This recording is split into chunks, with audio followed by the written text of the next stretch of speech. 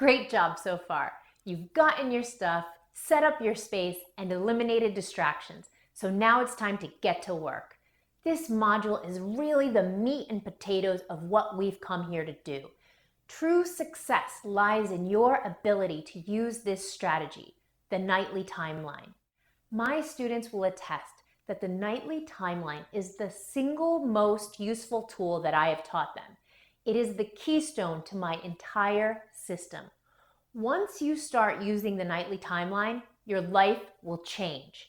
You'll become a master of time, a magician that can expand time, and you'll see that there is in fact time for everything when you make a plan.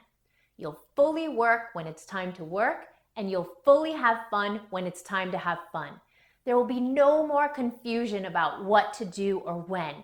You'll be organized, confident, happy, and feel like you have more free time than you ever had before. Every Monday through Thursday afternoon, you're going to make a plan for that evening, your nightly timeline. You're creating your timeline so that you know, 1, what to do, 2, how long you'll need to do each thing, 3, your start time and bedtime, 4, the order you're going to do each thing, and finally, 5, you'll make a plan where you will physically draft your timeline in your planner for that day. By writing it down, you are bringing your assignments to life and making them real and tangible so that you can take action. Remember, it's not real until it's written down. You'll need your planner and something to write with. First, you'll go to the day. Let's say it's Monday. You'll find your day and date. Here it is. You've just gone to school on this day, and now it's time to tackle the afternoon and evening. To begin, you'll draw a horizontal line across the bottom of that day and put the end marks at the beginning and end, like so. First, you'll write what you have to do for the night. This requires knowing what assignments you have for every class. Ideally, during the day, you'll be writing down your assignments in each class in the top left corner here as you go. For now, I'm just going to jump in like this, but I do have answers to frequently asked questions about this step and others in the FAQs attached to this module. Writing down your assignments in class generally works because teachers almost always give the night's assignments to you before you leave class. So practice jotting assignments down in your planner on the top left-hand corner of the day's rectangle. On this day, your assignments are math, pages 126 to 127, numbers 1 through 23 odd. For history, you have to study for a South America quiz tomorrow. In English, you have to read chapter 2 of your book. In science, you'll need to do a cells worksheet. And in Spanish, you'll have to learn chapter 3 vocabulary. Okay, so now that you know exactly what to do, you're going to estimate how long it will take you to do it. This doesn't have to be exact, but give a good estimate, and please do not give less than 15 minutes for an item, because you'll want to study well for each subject and not rush through assignments.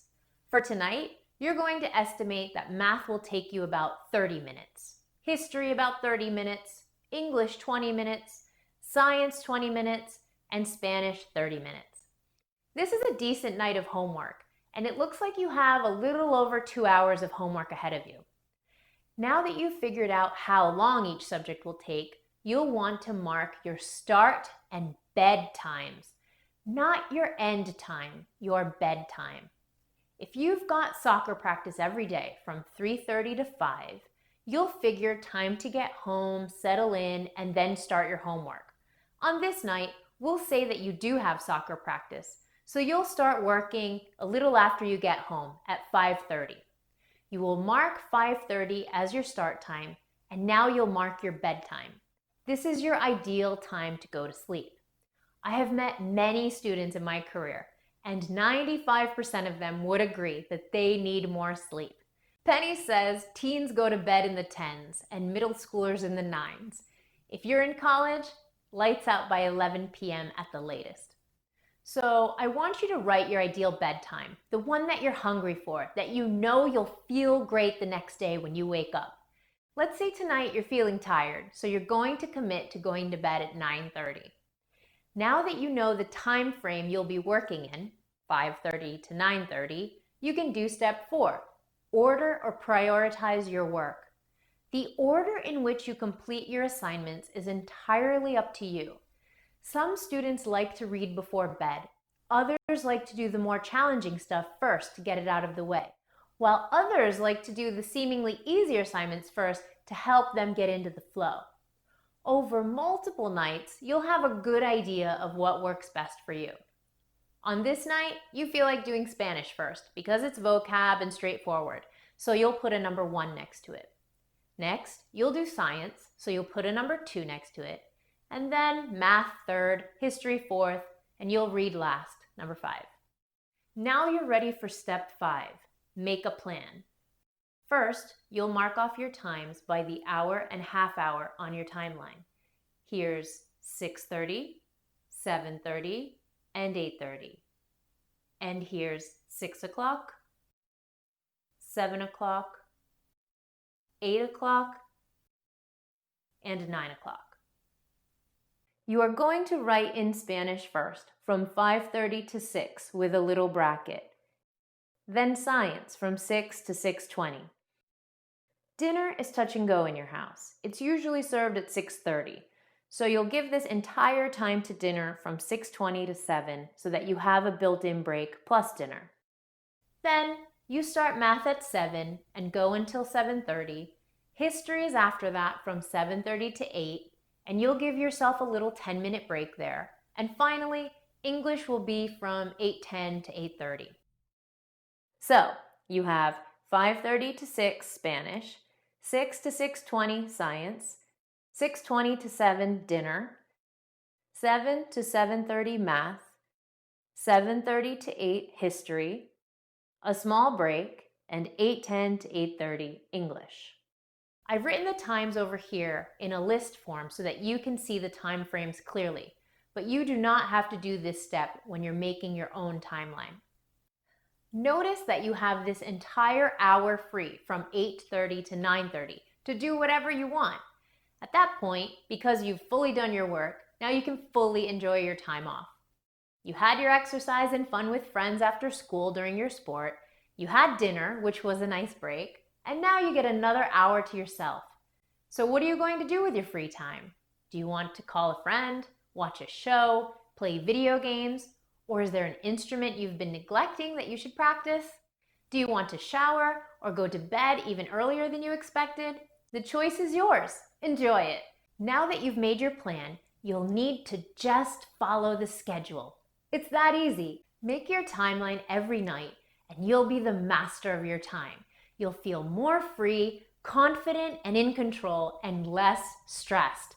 You'll be more productive and create more free time for yourself. It's going to be great. Also, an important thing about the nightly timeline is that it serves as a communication tool. Adults in your life usually ask questions that make you roll your eyes like, "What do you have for homework?" Or, "Why aren't you doing your homework?" And now they can ask you more pointed questions like, "Hey, it's 6:30. What does your timeline say you should be doing right now?" And you can show them. And if for some reason you haven't made the timeline, you might make it that moment or kindly ask for their help to draft it if you see fit. In this module, it took us a while to nail down the parts of making a nightly timeline, but you'll see when you do it that it will only take you a few minutes maximum. When you get into the rhythm of making one every night, you'll start to develop your own personal style and you'll see the magic start to happen. You'll be organized, confident, happy, and feel like you have more free time than you've ever had before. So enjoy the practice of making your nightly timeline and watch it become one of the most important tools in your toolkit.